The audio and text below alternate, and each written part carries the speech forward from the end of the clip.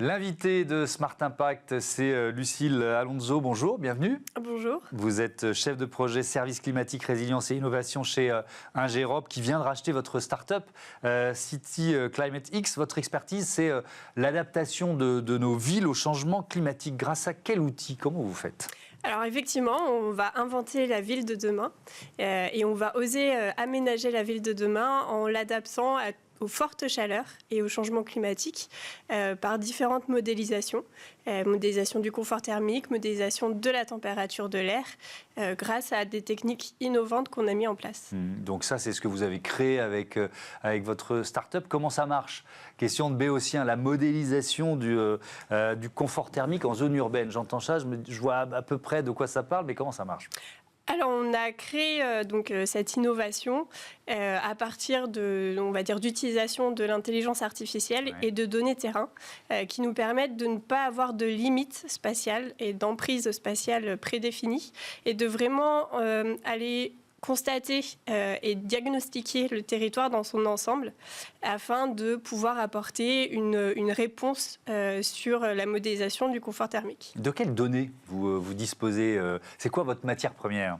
Alors, on utilise des données qui sont toutes en open data, donc des données satellitaires qu'on vient utiliser à la source en données brutes et traiter en créant nos propres indices de données satellitaires.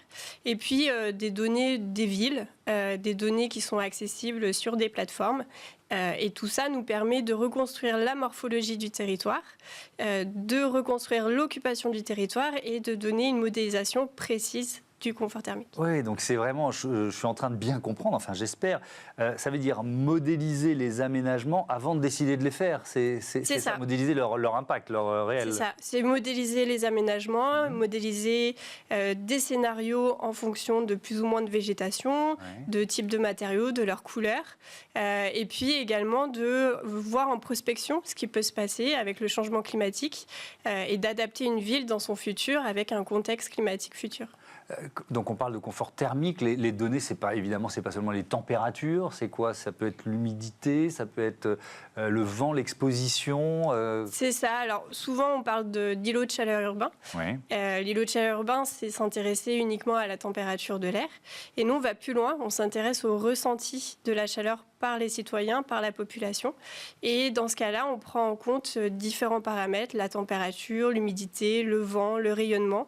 Et tout ça fait qu'on va avoir un ressenti qui va être différent de la simple température de l'air qui peut être mesurée sur notre thermomètre. Quand on dit confort thermique, qu'est-ce que ça veut dire? Parce que en fonction des personnes, on peut ne pas avoir la même perception de ce qu'est le confort thermique. C'est ça.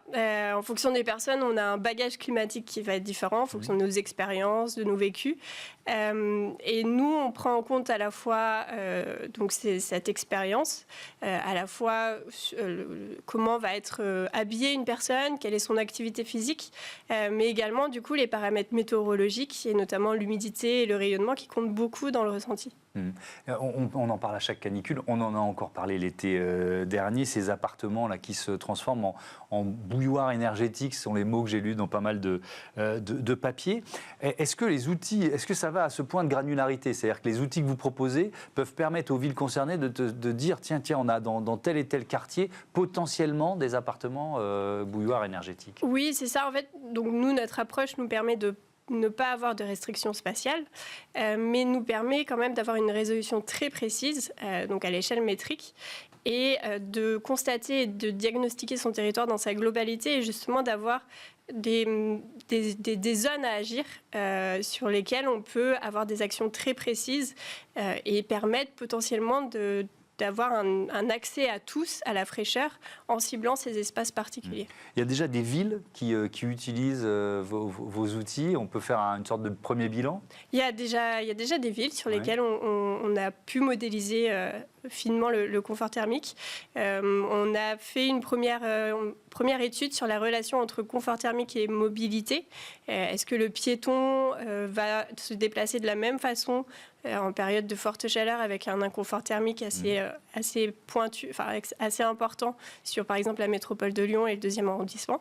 On a effectué aussi, parce qu'on a un focus très international, donc on effectue des modélisations aussi à l'étranger, dans des villes asiatiques où là le confort est un peu plus dégradé comme Tokyo.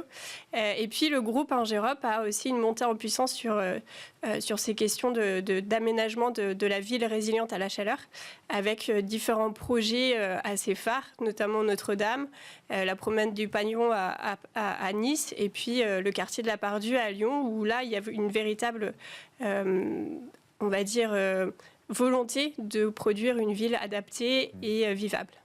Comment ? Si on prend, on va parler de Notre-Dame quand même après, mais si on prend l'exemple de la Pardue à Lyon, alors qu'est-ce qu'on peut y changer ? Parce qu'on se dit, mais ce quartier, il existe depuis des siècles et des siècles. On va pas le détruire, le reconstruire. Vous voyez ce que je veux dire ? Qu'est-ce qu'on modélise ? Qu'est-ce qu'on change, quoi ? Alors, on va modéliser différents scénarios, notamment d'aménagement de l'espace public, où on va agir sur le type de végétation, la densité de végétation, la densité aussi qu'on peut apporter en espace en eau. Et puis également, et c'est un facteur qui est assez prédominant sur l'ombrage, est-ce qu'on peut apporter de l'ombrage d'une façon ou d'une autre pour améliorer ce confort thermique sur des espaces qui peuvent être difficiles à aménager, comme Notre-Dame, où on doit avoir quand même un espace qui doit être complètement ouvert. Mais on essaye d'apporter ces réponses en termes de végétation, d'ombrage et d'évapotranspiration. Donc ça veut dire qu'on parle bien de Notre-Dame de Paris ? Oui. Bon, non, parce qu'il y en a d'autres des Notre-Dame dans pas mal de l'Île-de-France, mais ça veut dire que le parvis devant Notre-Dame va être repensé ? Vous avez participé à une modélisation d'un parvis différent ? Alors le parvis va être repensé, il ne va pas être ombragé, mais par contre on va apporter suffisamment d'évapotranspiration pour créer du bien-être et rendre plus accessible cet espace ouvert. Quelques chiffres concernant Ingérop, créé en 1992, 3000 salariés, un chiffre d'affaires annoncé en 2023 de 387 millions d'euros. Et donc, vous arrivez avec votre start-up, City Climatics, qui vient d'être rachetée. Annonce faite, c'était à la fin du mois d'août. Ça ne doit pas être si facile d'intégrer un grand groupe. Comment vous vivez ? Une question plus personnelle. Comment vous vivez ce moment ?